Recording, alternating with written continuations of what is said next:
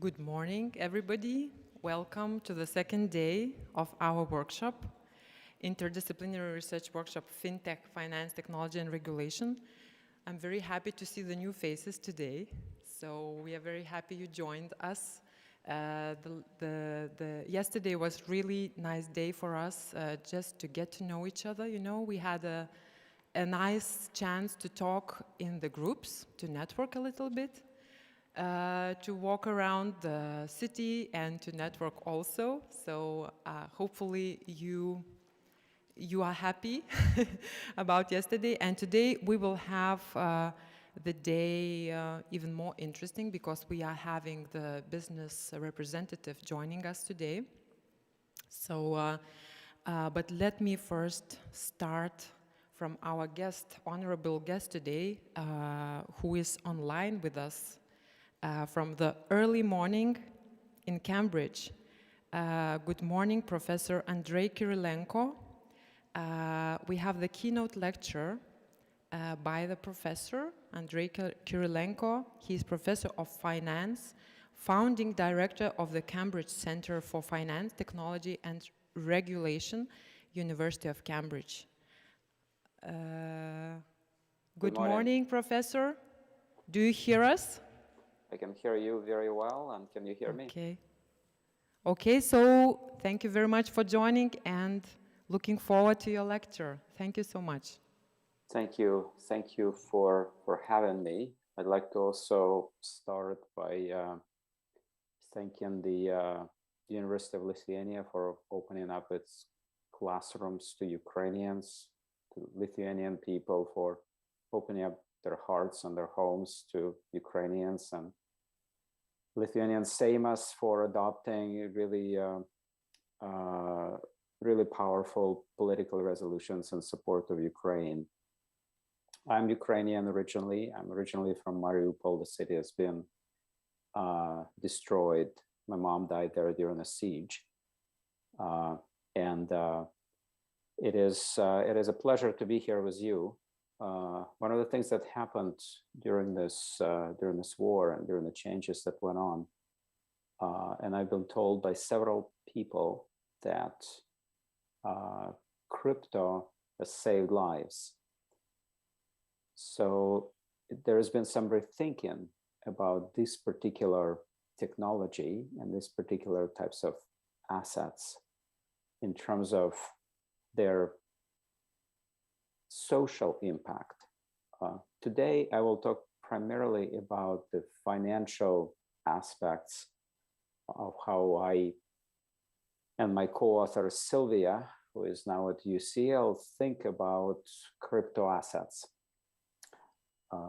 Let me begin with the following slide, with the definition slide, before we talk about what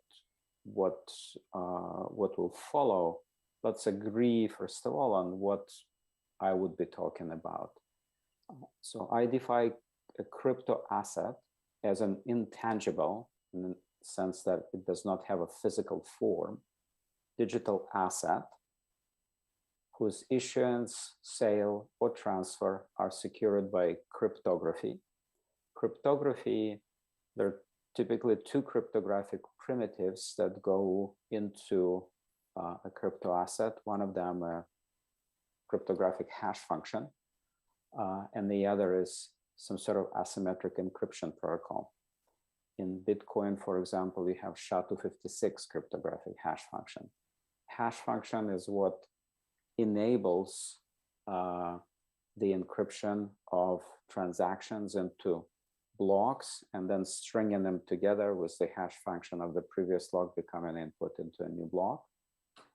And asymmetric encryption technology enables signing off each of the transactions so that each transaction is actually also encrypted. So it's a form of a database that is also shared electronically. So it's shared electronically. It exists on many different computers.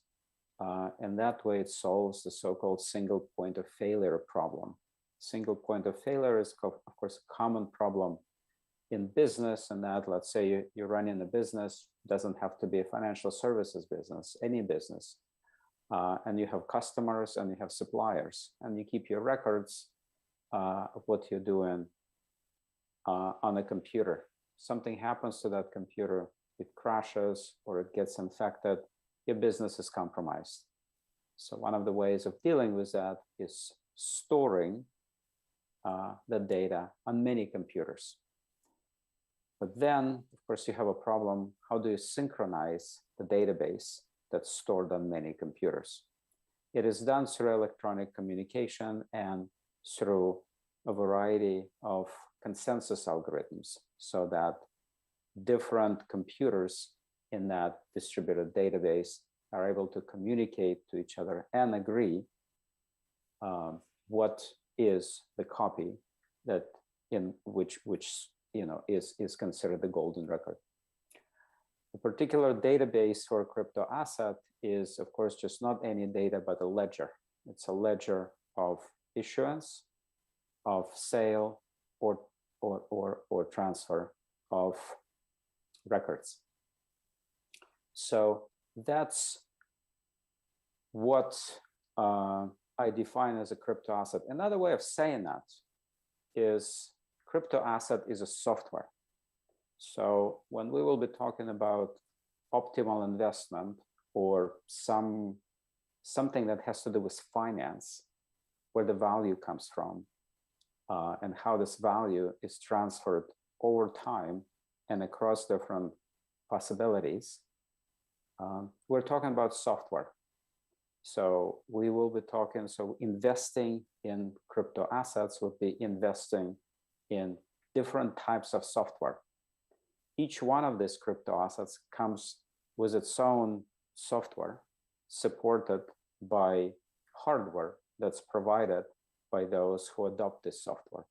So when you download an app onto your smartphone, you are downloading software. What would make that software valuable? What would make your text messenger valuable? What would make your any really app that provides some utility to you valuable is potentially something similar to what makes crypto assets valuable. So it's a software, and it's a software that's actually typically written in the open source protocol. It's a software that basically anyone could see the actual what the software is if you have the ability to see that. It's a software that I said has two primitives embedded in it. One of that has to do with encryption, and the other has to do with distributed computing. So it's a software that's distributed on a network of computers. And so those two things are going to be what's different about the different types of software underlying, or different software that underline each of these assets. That's how I think about it, which just sort of helps me orient myself about what crypto assets are, and when money is attached to it or value is somehow attached to it, what does this value represent? The software has to have certain properties to it that are valuable.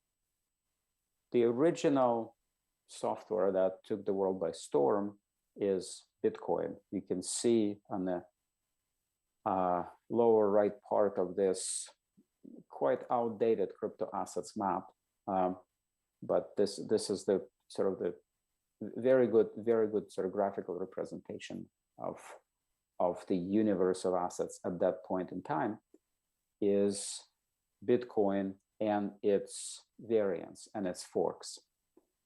Bitcoin is a very particular type of software. It has a very particular type of cryptography, a very particular type of consensus algorithm, which most of you probably will know, if not all of you will know. And it became popular. Lots and lots of people have downloaded or used some way to connect to it. the next iteration of the software, so Bitcoin software, as you know, was proposed in 2008 and really started going in 2009. That's pre-smartphone. So that was it's designed as a desktop computer software. You can interact with it now using other devices, but it was not explicitly designed, and it's clear in its design, for smartphones.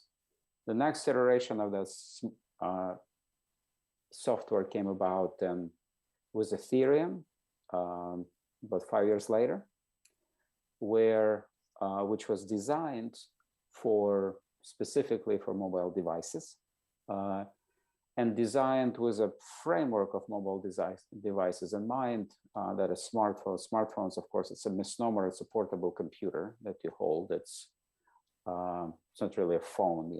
Audio functionality is one of the probably simplest things that it does, or smallest things that it does. So you have a portable computer that you can carry around, and you have applications in that device.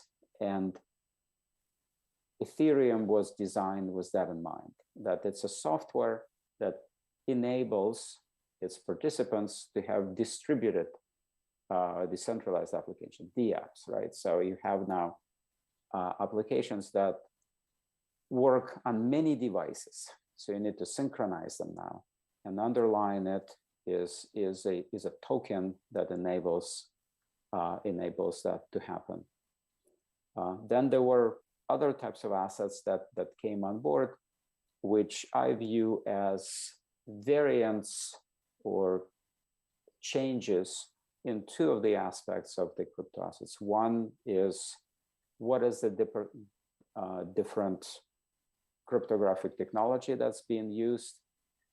More secure, more anonymous, more difficult to figure out who is behind each transaction.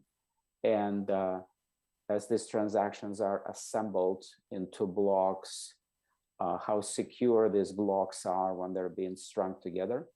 So you have your Monero in there, and others. You also have various iterations of the consensus algorithm that enables faster throughput, faster processing, more transactions, a larger number of transactions per block.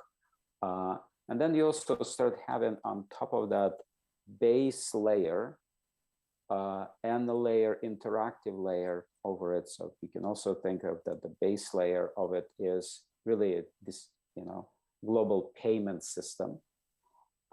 You start having things being built on top of it. You have decentralized exchanges, you have different types of wallets, you have, then the next layer of iteration over this is, of course, decentralized finance, where you're interacting, you can contribute now your assets to these platforms. There's stable coins that are not here. Stable coins then enable transitioning among fiat money and crypto money much faster and much simpler. So you have layers that are built on top of this original protocol. Again, even as the layers are being built, even as sort of some form of financial services is being provided, the base foundation of it rests on its software. It's software that's underlying it. It's an open source software. And so, as with software that you're familiar with, for example, text messengers, we know that, especially open source software, the value of it, how valuable it is and how useful it becomes, hinges on network effects. I'm not the first one to notice that. Of course, it's known that network effects are very, very powerful, especially in software and in the digital realm, if you will. small improvements or small changes, small positive changes, or small valuable changes, or small desired changes in one software relative to another software leads through adoption, disappears of the one that's marginally less useful, and widespread adoption of the one that is just slightly better. We know that we had, for example, multiple internet browsers, and then through adoption, there's a massive convergence to one. That happens in the space of, in the digital domain. We have multiple text messengers, however, so we don't all use WhatsApp. So some use WhatsApp, some use Telegram, some use other types of messengers. Signal, again, depending on how securely encrypted you want your communication to be and how many others are using it. So again, it's software. It is typically free to adopt, and it provides some value. And there will be many sort of suppliers of software, but most of it, and there is already research that shows that most of these sort of crypto assets will disappear, and only some of them will remain and potentially become very, very valuable. Once we start to understand and once to figure out sort of where does the value come from in this software, that's the first part. The first part is network effects. So we're looking at it. This is software. Software is subject to network effects. So we have some sort of principles that we're going to look at. Just as a reminder to you, so network effects, just so we all sort of on the same page, is a demand side rather than a supply side or transactions cost or information or learning phenomenon. It is a demand side phenomenon. It comes about because of adoption, because of demand. It doesn't come about because of frictions, because of costs, because of learning. It's the adoption is what drives network effects. So it is, as you can see, has a exponential type of pattern to it. And that, of course, leads, as I said before, to a winner-takes-all type of scenarios, especially in a digital domain in which the costs of adoption, the costs of downloading an app are zeros, effectively marginal costs, right? So network effects will be coming from the demand side or coming from the demand side. On the supply side, we need to perhaps roll back a bit and think about, okay, it's software, but it is being used as money. It is being used as an asset, and money, of course, is one type of an asset that's used for exchange for other assets. So let me take us back here to a paper, a book, really, that was authored by Friedrich Hayek, one of the people who is, I would say, that one of the founding fathers of modern finance, was his price theory, his realization, or his postulate, if you will, that prices are functions that aggregate dispersed information and then signal that information to the rest of the market. And that way market forces could learn from that information and channel resources. It's a very, very powerful theory that has proven to be correct. We've seen authoritarian regimes and central planned economies around the world effectively collapse without, the support of others who want to keep them around. Less known work of Hayek's and sort of less adopted, but in my opinion, no less powerful, is his argument on the denationalization of money. And I will read to you from directly a quote from that argument. "I have now no doubt whatever that private enterprise, if it had not been prevented by government, could and would long ago have provided the public with a choice of currencies. And those that prevailed in the competition would have been essentially stable in value and would have prevented both excessive stimulation of investment and the consequent periods of contraction. So as you know, now we are in the environment in which inflation is rising, across the globe.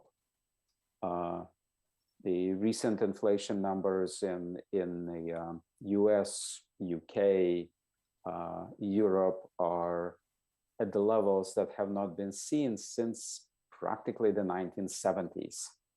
Of course, it is realized that part of it has to do with the stimulus that have been provided during COVID. Part of it has to do with geopolitical uncertainty and the disruption of supply chains. Part of it has to do with sort of changes in economies that have happened as a result of some digitization. So there are many parts to it, but what effectively it signifies is that there was a central bank reaction before, and now it is showing up. It's not the first time that excessive stimulation of investment or consumption has subsequently resulted in inflation, and then subsequently resulted in additional action that led to contraction. So Hayek is not discussing something that we haven't seen before. Let me read you some more detail about what specifically the logic of Hayek's argument is. And the logic goes as follows. There is no answer in the available literature to the question why a government monopoly on the provision of money is universally regarded as indispensable. I agree with that. There's still no answer in the available literature. We have a lot of literature, but there is no consensus answer on why government monopoly in the provision of money is indispensable. It's there, but it doesn't necessarily mean that it's indispensable. It has the defects of all monopolies. One must use their product even if it is unsatisfactory, and above all, it prevents the discovery of better methods of satisfying a need for which a monopolist has no incentive. I do not think it an exaggeration to say that history is largely a history of inflation, and usually of inflations engineered by governments and for the gain of government. We have always had bad money because private enterprise was not permitted to give us a better one. So that's the logic of Hayek's argument. Whenever you have a monopoly, a monopolist is going to extract gains in the form of, extract rents in the form of seigniorage, for example, and not going to innovate on the services that this particular product or service that is being supplied. It's not sort of a new revolutionary idea, but thinking of provision of government money that way puts it into a new light. Until now, because when money becomes software, it is unlikely the government or governments will be best positioned to provide that software.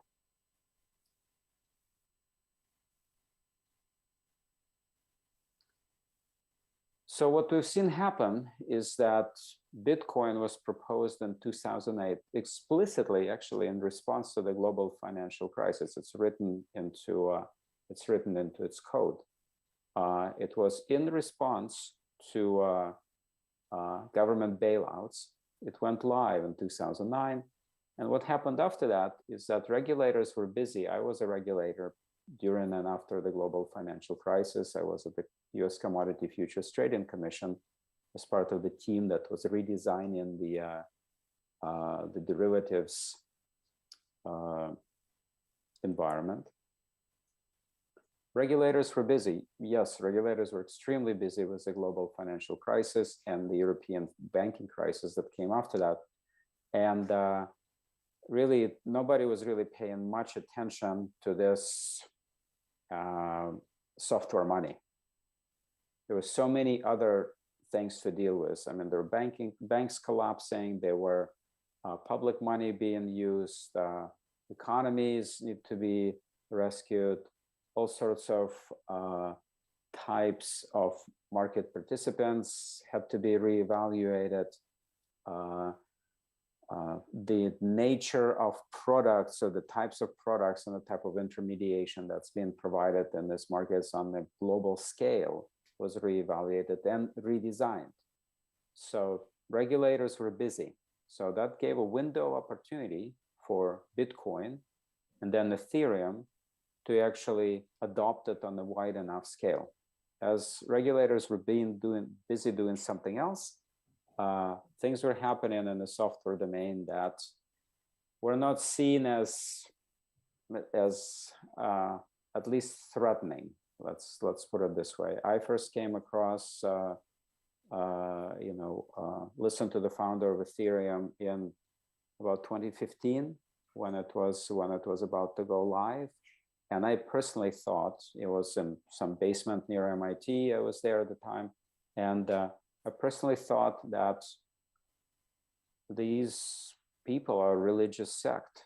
You know, they have their founder, who is, the founder of Bitcoin, who is just sort of mythical figure that's not a person. They have their saints and apostles, they have their religion, they have their particular jargon.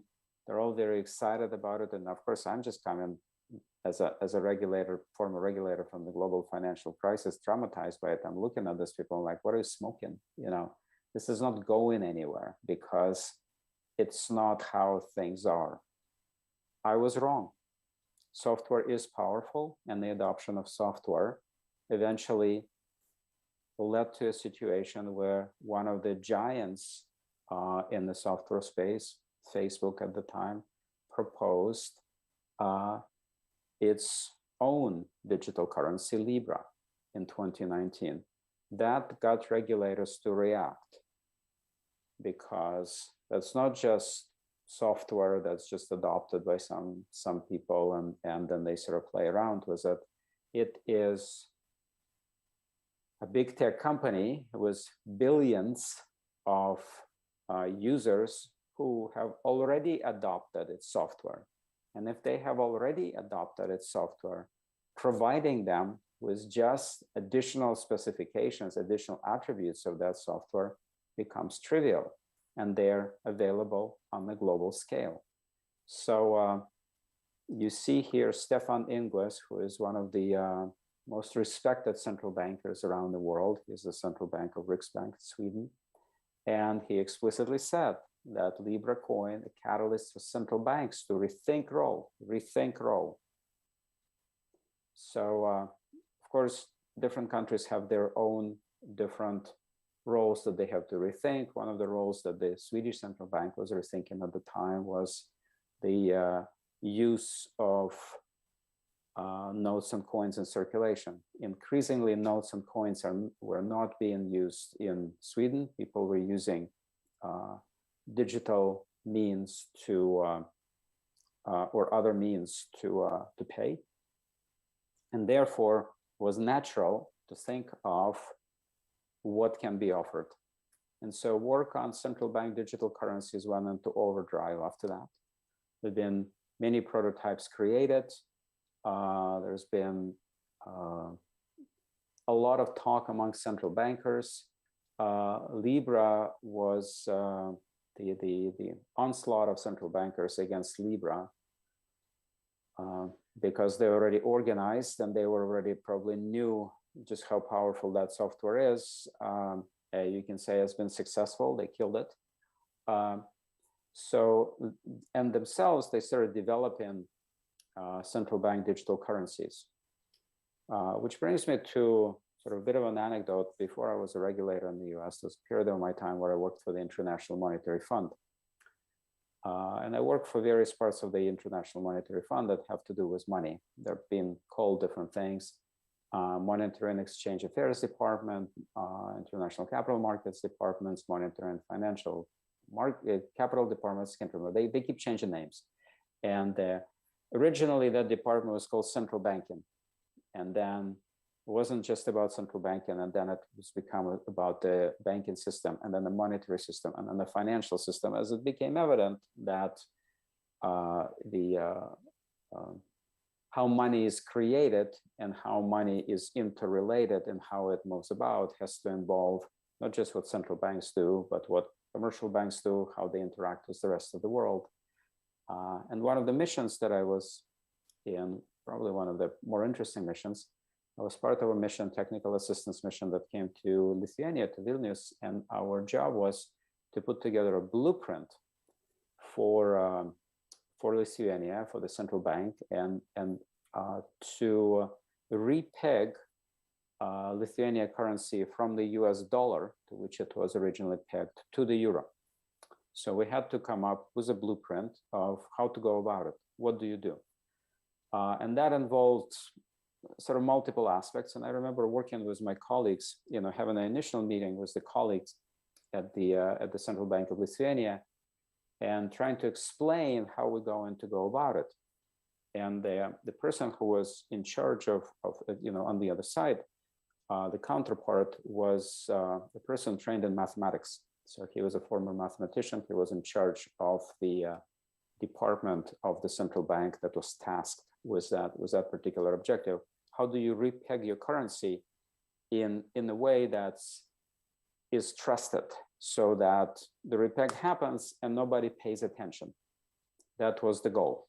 How do you go from a peg from dollar to euro, because it was evident that Lithuania was going to join, was joining the Eurozone, and hence there was a need to change that peg.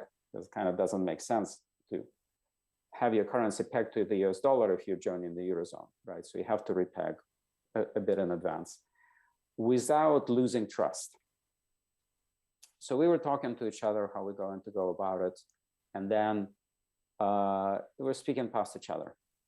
I'm saying something, he's saying something, and sort of not understanding what we are. And I said, okay, how about this? We think of it as a blueprint. We think of it as a sequence of actions that we're going to take. We're going to draw a tree of what possible contingencies are out there, and we're going to go through that tree and attach actions. And then once we've designed that tree and we design the actions and counter actions, we're going to come up with a system that will get us there. And then things clicked, because finally we were speaking the same language.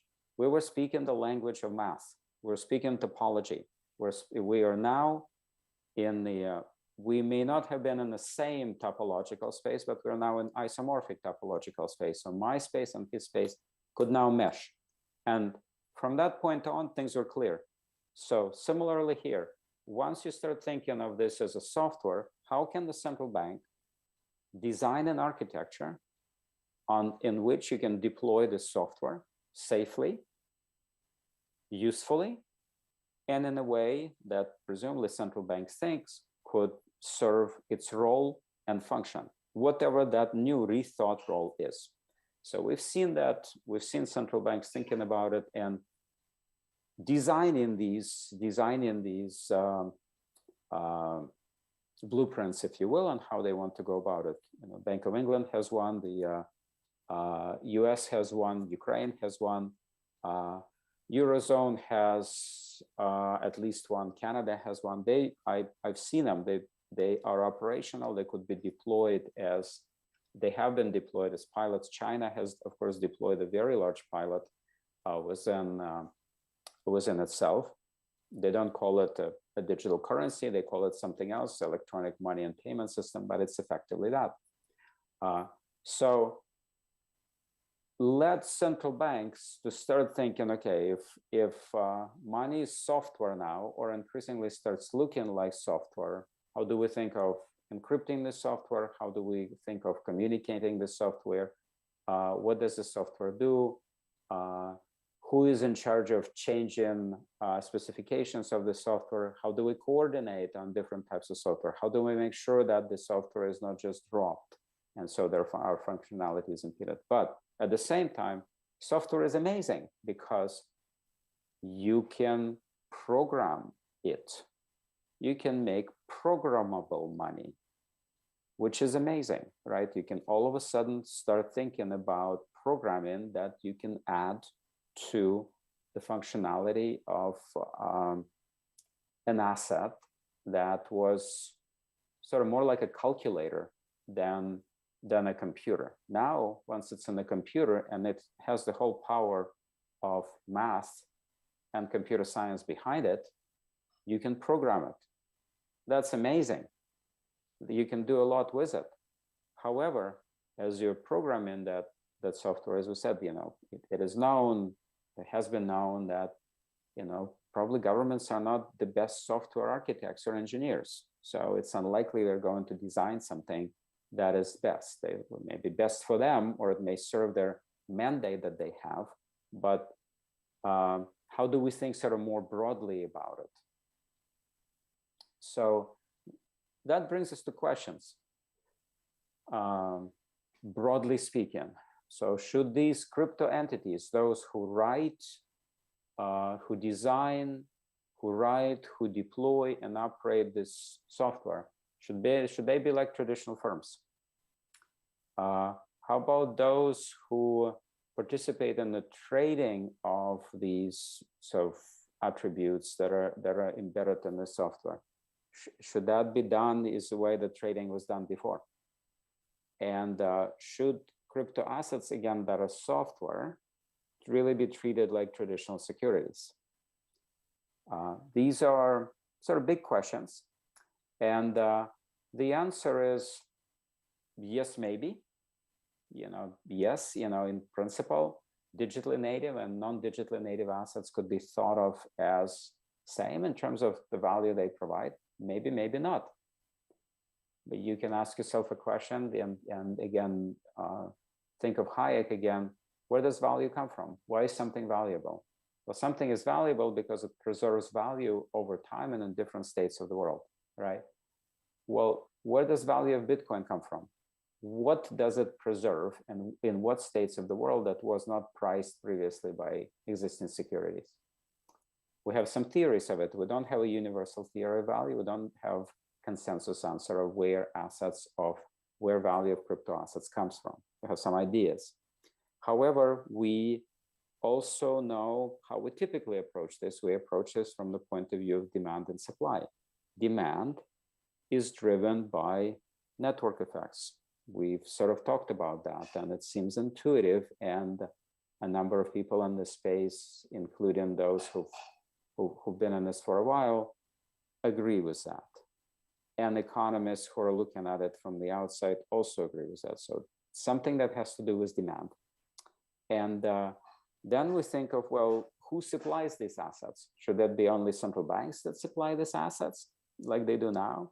Or should there be private suppliers of these assets?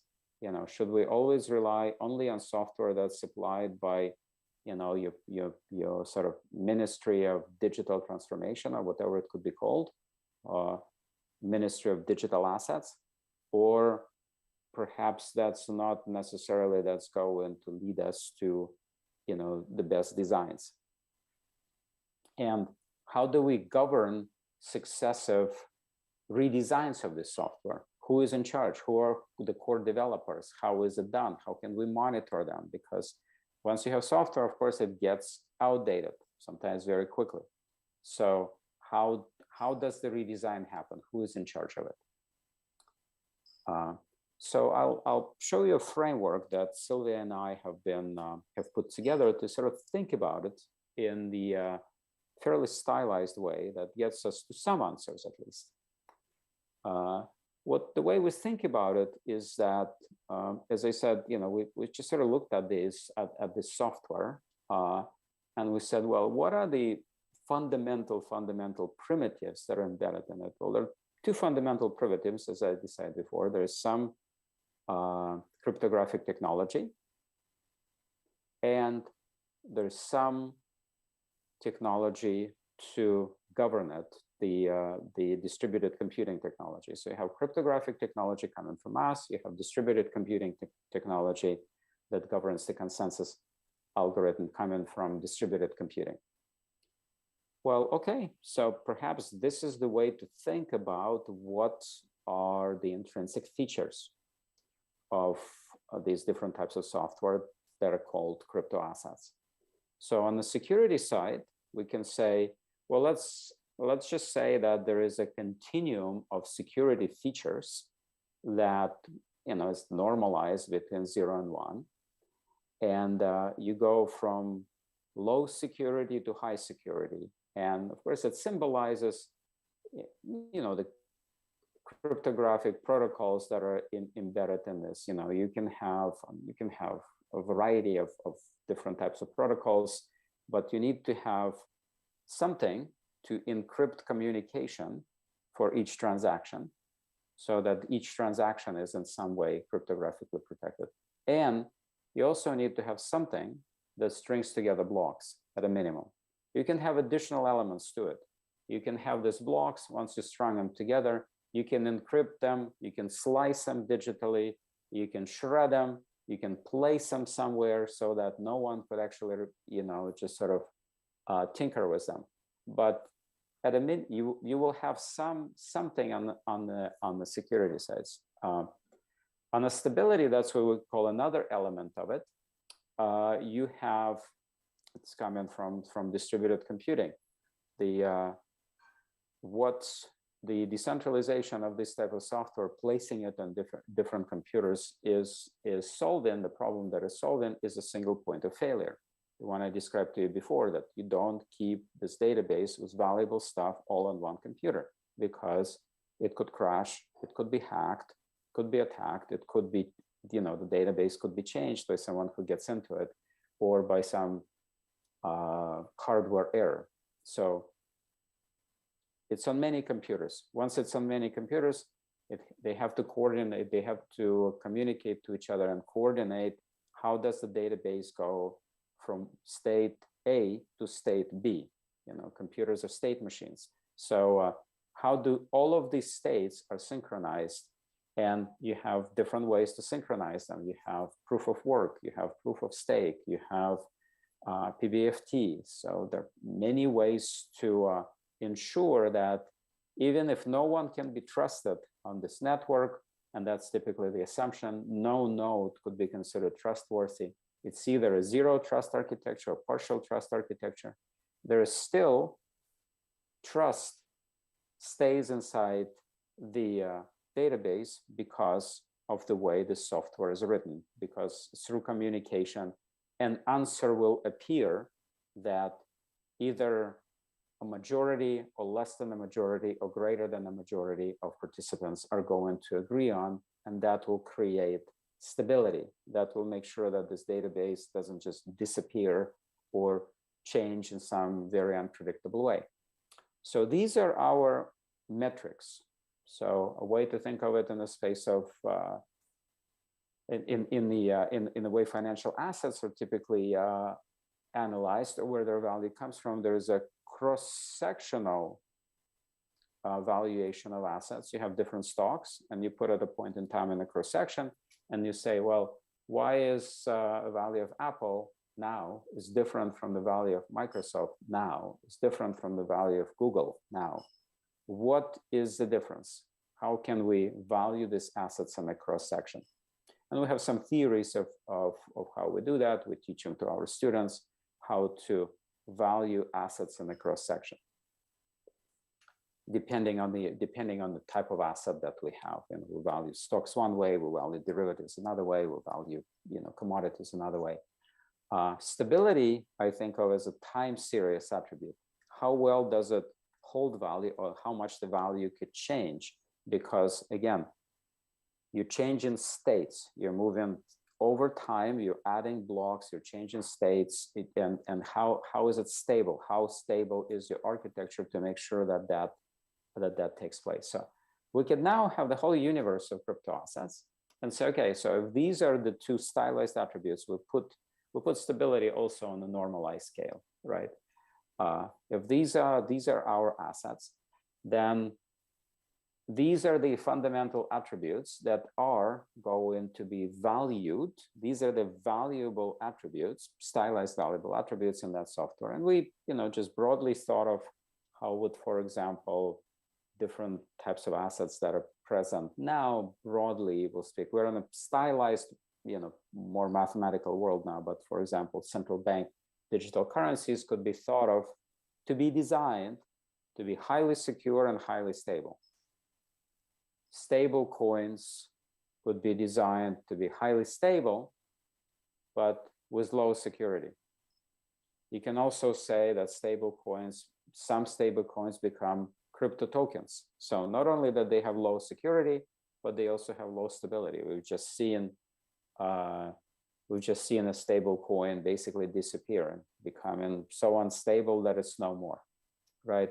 So there is here, what calls itself a stable coin, but actually is a crypto token, is going to be really determined by these fundamentals rather than the name.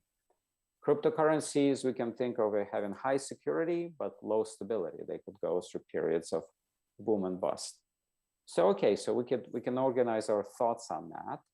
So that's on the supply side. So any crypto asset, which is a piece of software, could be thought of now as different from other crypto assets along two dimensions: security and stability that are stylized.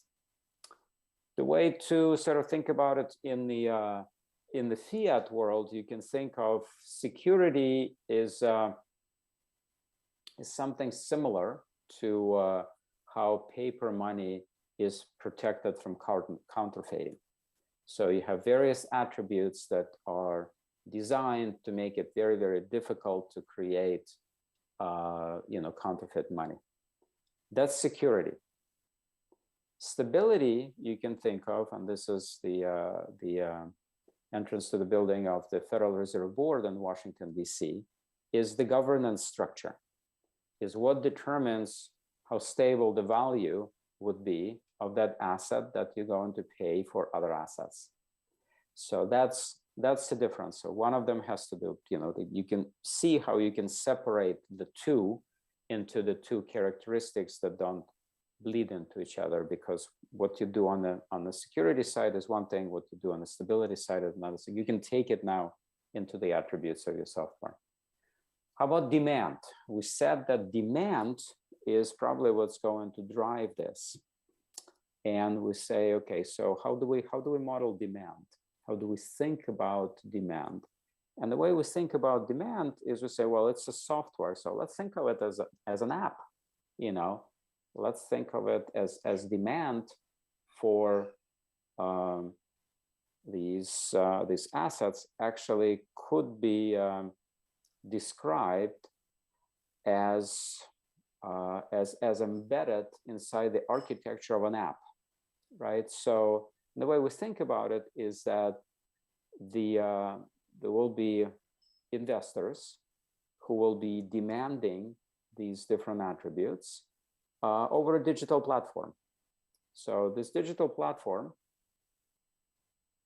it is going to store information about available crypto assets. It's going to collect preferences and provide investor-specific recommendations. So the way we're going to model this process is by thinking of a stylized app. I mean, you can, economists sometimes design models in which they have a central planner. Even though it's a model of a market economy, they say, what would a central planner do? And so here we have an app that is going to learn, and importantly, it's a learning app, and it's a recommender app, really.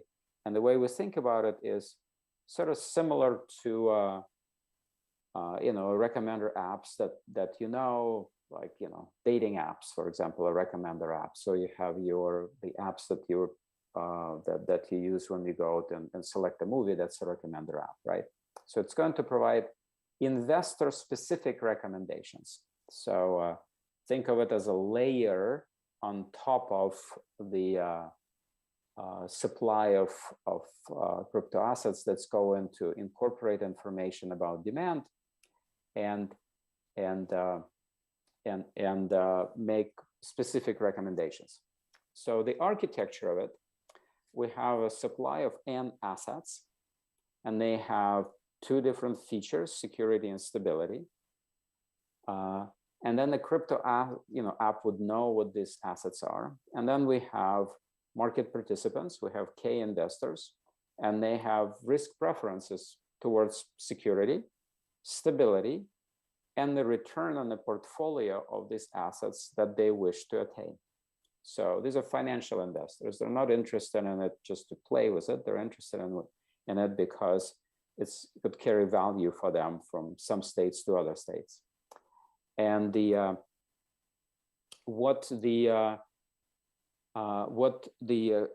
app is going to do is going to ask each one of these investors for what their preferences are individually. Other investors don't know what the answers are. So the app knows, the app learns over time.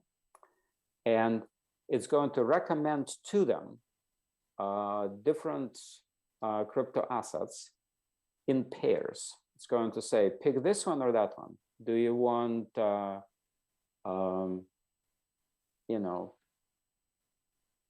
Asian or Mediterranean? You want to go to dinner. So you want to go Asian or do you want to go Mediterranean? Okay, you choose. And then it will ask you again, it will ask you a series of questions. And then based on that, based on what you accept or reject, it's going to keep updating state. It's going to learn from all the investors, not just from you. And that's the power, of course, of recommender apps, is that they not only learn from your preferences, they learn from what everybody else is doing, and they recommend to typically go into Netflix or Amazon Prime or something, Amazon Video or others, and they will tell you, most popular movies in the UK or US or wherever you are now, and they're like, oh, this is the most popular movie, maybe I should watch it too, right? So or by category. So it will make recommendations. So over time, it will learn.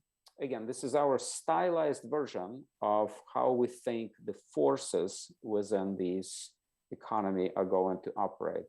It's digital. It is recommending to you different types of software for your use. I mean, again, when you're choosing movies, you're choosing digital products. And that will get it to update the state. It will iterate, and eventually it will lead to something. So what we want to say is like, what would happen if we let this run? This is just the math of it. I already explained to you in words what we're going to try to do. We're going to model adoption, and we're going to model the probability of change of state. These betas are preferences on different security, stability, and return on the asset. And then this is demand. This is how we model demand. So supply we think of is, since it's open source products, any combination on the continuum of these assets could be supplied. On the demand side, some will be adopted and some will not be. So what would it be?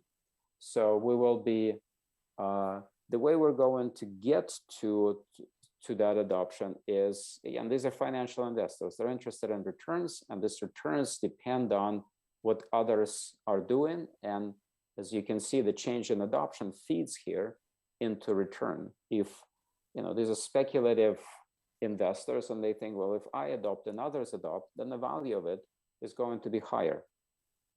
Not deterministically, because we have there an error term that is a function of stability, how stable it is, how well it is governed.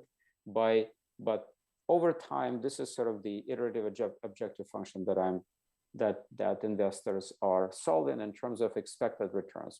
And again, adding some speculation to it, expected return on this asset is expected to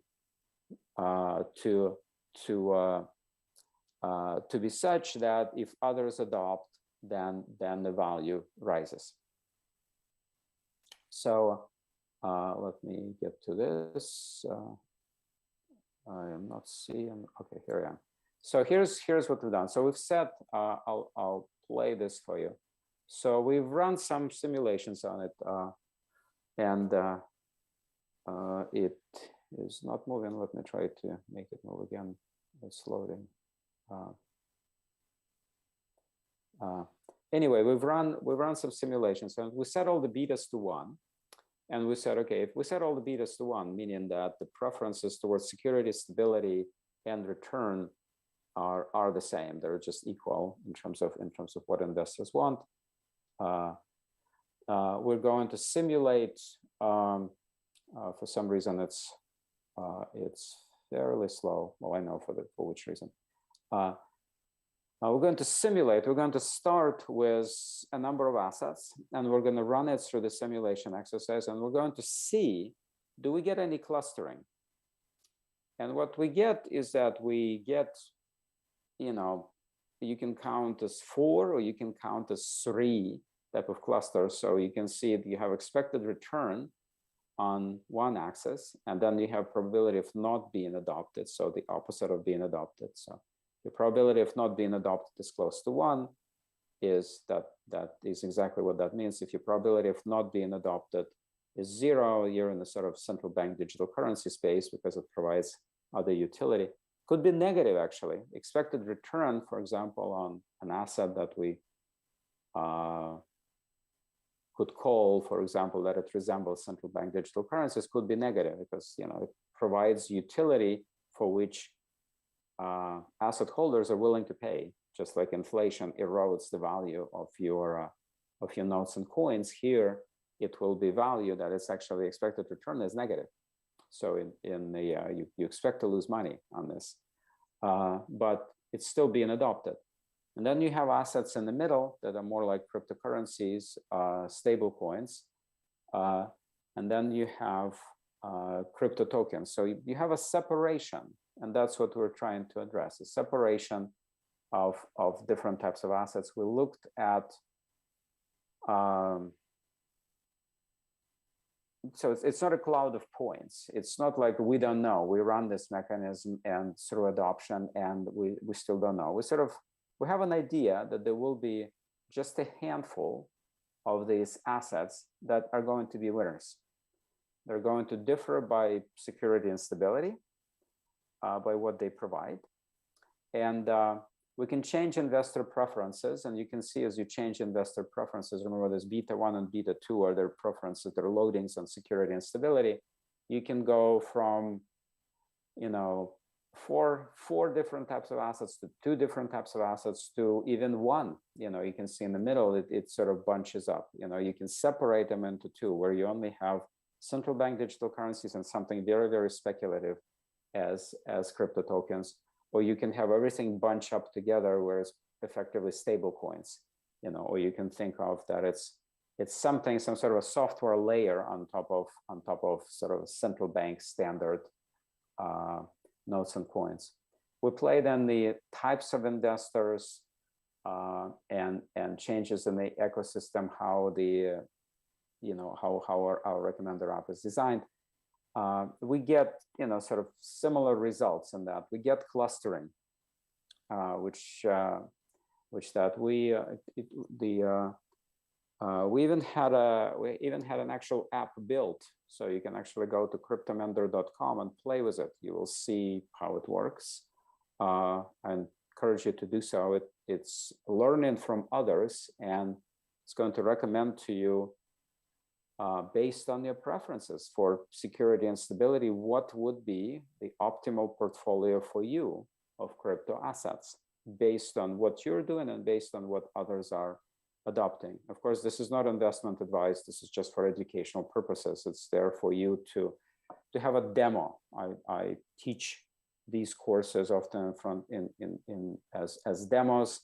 It's easier sometimes to describe software in the form of a demo. That's how often software is presented as a demo in terms of its functionality. So think of it as a demo that you can actually download onto your smartphone or use on your laptop. So in summary, I'd like to communicate to you that I think of crypto assets as software money. And that's perhaps a way to think about approaching it in terms of where the value of it comes from. You can think of this as software that is a particular type of software. It's distributed. It's a software that runs on a distributed system, and it's a software that maintains an encrypted database. And that's where these are potentially its valuable characteristics, because now, why did I say in the beginning that we are rethinking what it can do? You can think that it's a toy, it's whatever, but if you have to flee your home that's just been bombed and you don't have much time to do anything, but you brought your smartphone with you, and you can you have a wallet, or you can create a wallet which could be populated with resources that you can use to save your life, that becomes much less of a toy, doesn't it? And that's what happened. A number of crypto exchanges, Binance, Kraken, FTX, have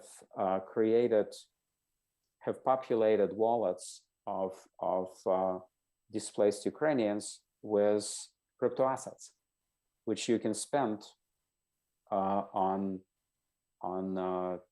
buying food, buying medicine, paying for transportation if you need to. Buying food and buying medicine could save lives, and it has, as I've been told. So you can take it with you anywhere where there is internet. It works. It doesn't require anything more than any other software. You also need a software to communicate with your loved ones. You need the software to say, I'm fine, I'm safe. Again, that is very, very important at this time. So there's rethinking going on about how valuable that is, because we are now in the environment where the value of it has actually been tested, and it has proven to be, well, we're in the world of sort of fiat money, where the central banks are now trying to figure out how to deal with inflation and how to deal with the stability of prices. We're also in the other world of software money, which is saving lives. So while establishing its legitimate position. So I'd like to stand here. I'd like to stop here. I'd like to thank you for your attention. If there's time and desire to ask me any questions, of course, please do.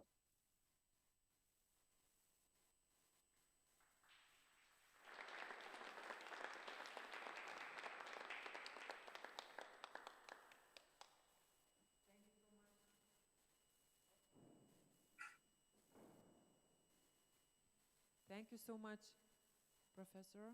Are there any questions? Okay. Hello, Professor. Thank you.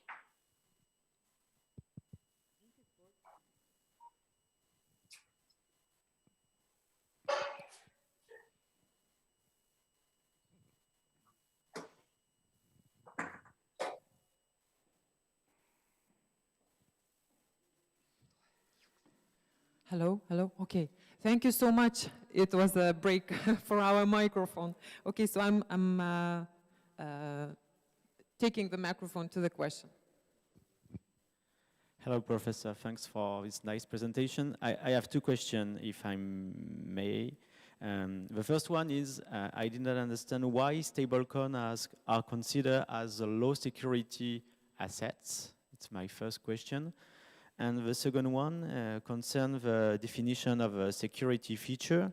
And I was wondering, do you consider crypto asset selection as regard to a specific standard, for instance, for Bitcoin? Because for many researchers, Bitcoin's value is a kind of a standard of reference for the stability or instability of other crypto assets. So is it that kind of idea you have in mind? Right. Thank you for your questions. I think the gist of the question is sort of classifying existing assets into sort of the category, stylized category that we have created. This is a stylized category of two attributes, security and stability. And so when we assign sort of existing assets into it, we may or may not be perfect in doing so. Because we are in a sort of stylized space, and you can say, well, stablecoin, why is it low security and high stability? Why can't it be both high security and high stability? I would say I've seen stablecoins that you can think of as very stable, and they remain stable, and then they become highly unstable, right? Their value sort of evaporates, or their value starts fluctuating. On the security side, the design features of that software are such, for again, as far as I understand, is that it's stable coins are issued, or let's just say this, the design features of that software are such that the supply of that asset is actually much more centralized. So unlike Bitcoin, if you will, where the supply of Coinbase is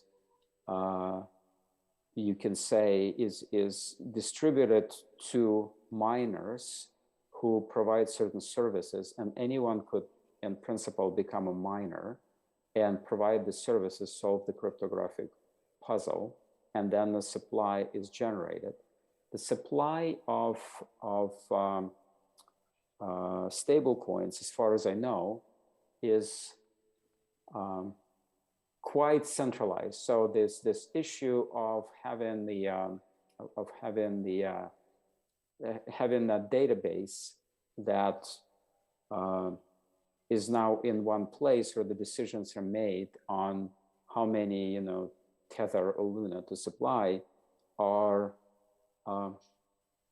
potentially seem to me are more cryptographically are more vulnerable than in other environments. But again, this is a subject of we're in a stylized world. You can say that stable coins are they call themselves stable, so they're stable, and they say that we're highly encrypted, and therefore they are. They, as you can see in our simulation, stable coins and cryptocurrencies are sort of there, sort of next to each other many times. And from what I've seen, one of the things that stable coins have done once they came on board is they primarily solved the sort of crypto to fiat link. Whereas before, we had arbitrage opportunities, across a variety of exchanges, for example, Bitcoin, US dollar rate. Now, for the most part, it's disappeared, because before you had various frictions. So they solved that sort of friction problem. They provided, if you will, internal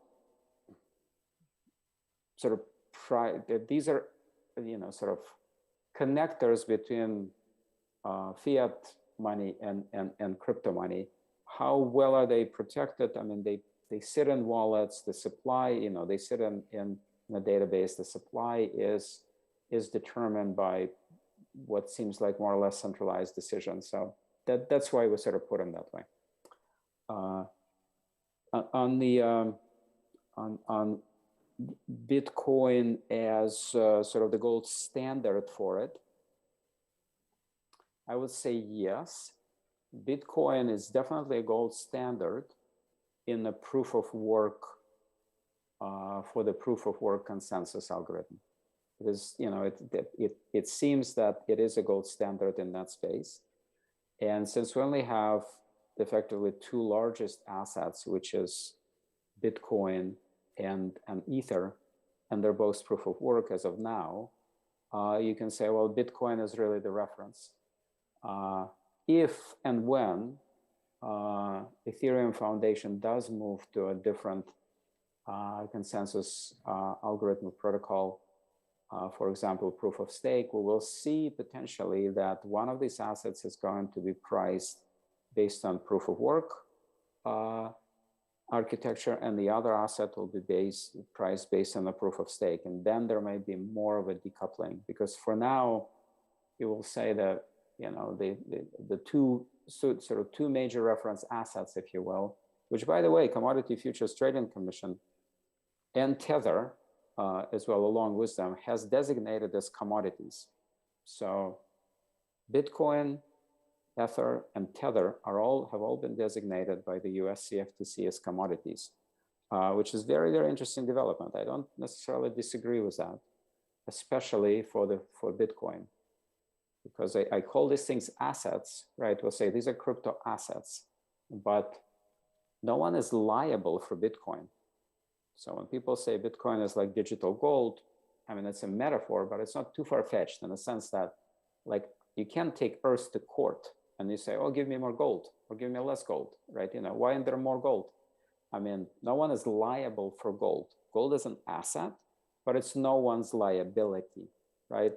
Whereas, you know, central bank money is the liability of central banks. It's on a balance sheet of central banks, and you can, you know, complain to, if you're in a democratic environment, to your politicians about what central bankers are doing, and they will be changed, and they will change the balance sheets.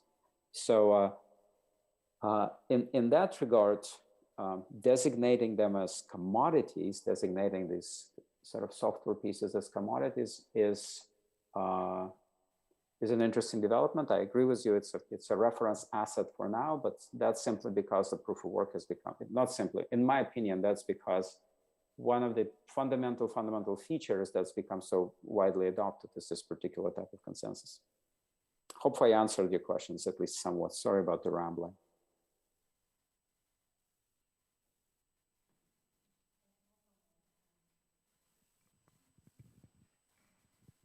Is it working? Okay. Saulius Masteka, Vilnius University. I just maybe would like to ask a short question. As, let's say, I'm going to invest, should I invest my time in central bank digital currencies? Because if we make an assumption that it's the most stable, the most secure, but as Hayek told in his work, it is going to devalue over the time. Even in Rome, we had silver coins, but less and less and less silver were in the coin. So is it really stable and secure? And your opinion about the future of central bank digital currencies? Thanks. Thank you. Right, so there are two types of designs for central bank digital currencies that they're sort of playing around with. There is a design it's a layered architecture. So one of the things that central banks do, which is incredibly valuable, is they provide payment, they facilitate payment services. So sometimes central banks have explicit mandate over payments. Sometimes this payment is taken out to a different regulator, prudential, the payments regulator in some jurisdictions, like in the UK. But effectively, there is a provider of payment services. Payment backbone is absolutely critical for money. So as you know, money is generated in two ways. One of that is central bank money, and the other is commercial bank money, or money that is those who are licensed to generate money through credit. Payments is absolutely critical to that, because once you combine credit money and central bank money, they become fungible. They become indistinguishable from each other. You take credit from a bank, and then you can use it to go to an ATM and take out notes and coins. And that happens because of the provision of payment services. And this is a highly secured architecture. There are typically several of them being provided. access to this payment backbone is typically only for those who are licensed to access it, and that is typically, again, your licensed financial institutions. They're the ones who are licensed to create money, and they're licensed the ones to maintain records, maintain ledgers vis-a-vis the central bank and vis-a-vis others of, issuance of, coin base, if you will, in the form of credit and transfer of value. So the central banks currently are discussing two types of systems. One, why should payment systems be only available to commercial banks, to financial institutions? What if we make payment system available not just to commercial banks, but to others? Then the question is, which others, right? Do we make it available to everyone? If we make it available to everyone, including individuals, so this is what's called retail central bank digital currencies, then you could have an account at your central bank. Your money is actually stored at the central bank. And then the services provided to you for your money are financial institutions are competing for. They say, oh, I want to provide you the best services to send money abroad. They're like, fine, sure, I'll work with you. Or I could provide you the best checking account, or I could provide you the best savings account, or you can buy securities from me. Now you see where this leads. And there's some central banks around the world which actually, in the past, as you know, central banks as government institutions is relatively recent. So in the past, central banks were actually private banks. They were just had the monopoly to from the government to do what they did. So the it doesn't take a very large model to see that there will be a strong adoption in principle of under some fairly simple conditions of central banks as providers of these services, and pretty much your banking system is going to be competing for in a very competitive environment for in the downward in the race in which they will have fewer and fewer rents, because the competition is going to be, well, how much cheaper can you do it? So we all now are accustomed to free checking accounts. Well, free checking accounts came about actually as a result of fintech competition with banks, and then they had to compete for and they said, okay, free checking accounts for anyone. They don't necessarily want to provide free checking accounts if they don't have to. Or we've seen how cross-border transactions, fees for cross-border transactions have come down to, from, $30 to nothing, basically, to pennies, if that all. Right, so you will have a banking system that what central bankers would say is becoming disintermediated, which is they are really not comfortable doing that. They're a regulator. If they're disintermediating something that they're regulating, then what are they doing? So they're not entirely comfortable with that. Then there is, of course, the other version of it. Okay, so we're not going to give access to everyone. We're not going to have access to individuals to create accounts with a central bank accounts with a central bank. What we're going to do is we're going to create a backbone, a payment system, and then we are going to open it to competition, and then the provision of actual wallet type of services and access to the payment system and that sort of thing is going to be done through by private participants. So it's kind of like we'll maintain the intranet, and then others will deploy on top of the intranet. And then we'll see what happens. They know what's going to happen, but it will take longer. They know that the winner takes all is going to create monopolies or oligopolies in the provision of those services. But they're kind of like, look, we'll make them regulated, we'll deal with them, but they are providing software services, right? So that's where things are. That's where things are moving. If that is, so the second design is sort of currently winning the hearts of central bankers. They're not necessarily, again, particularly happy to go down that route, but at least that's more familiar to them. At least there's someone to regulate who's left. So so that's where sort of things are going. And in a way, an answer to your question is, I think you're going to be forced to, right? You know, you will be probably in an environment where your salary will come to you in central bank digital currency at first as an option, and increasingly as that's the only way.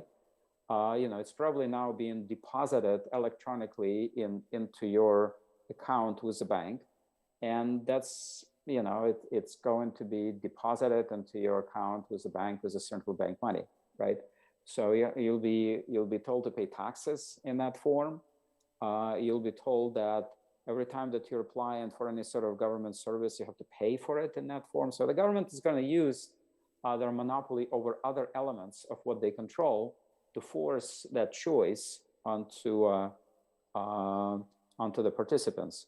Of course, then the question is like, okay, if this is software, if this is globally available, you know, we're going to end up with 3 currencies, you know, around the world, because how are the central banks, you know, central bank in the US, in the EU and China are not necessarily worried, but, or if you're part of the Eurozone, but if you're a central bank somewhere else, you've seen dollarization before, you know where it leads. You lose control over basically what happens in your economy. So unless you move and have your own central bank digital currency to provide something, maybe with a woomph, you know, your economic agents are going to adopt something else. So you probably don't need to think much about it in Lithuania. You know, it's probably much more of an issue for many other places that are going to try to maintain their own sort of monetary policy and seigniorage, because in a way, you know, the decision of where you are has already been made, you know.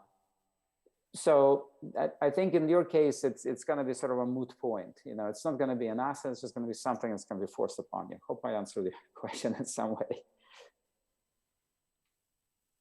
Thank you very much. Would you like to comment? We have one small comment from Vilnius University. Please. Thank you. Lindas Butenas from Vilnius University and Superhow company. I think I'm very happy to see your presentation today, because for the last 4 years working in this sphere, I was going around the conferences and asking the people how you define, how you understand that the tokenomics and the crypto models that you create will be sustainable and long-living. And usually what I get back, an answer was what tool they use was Microsoft Excel. So that was disappointing. And now I really see the model basis on which not even investors, but the creators of the system can start building their understanding if the value, what they create, their ideas, would be sustainable and interesting for the early adopters, for the later investors, for the second market. So yeah, I'm very happy to see that model, and I think we will cooperate in the future. Thank you. Thank you. Yeah, really appreciate it. It's very stylized. It's very kind of you to say that.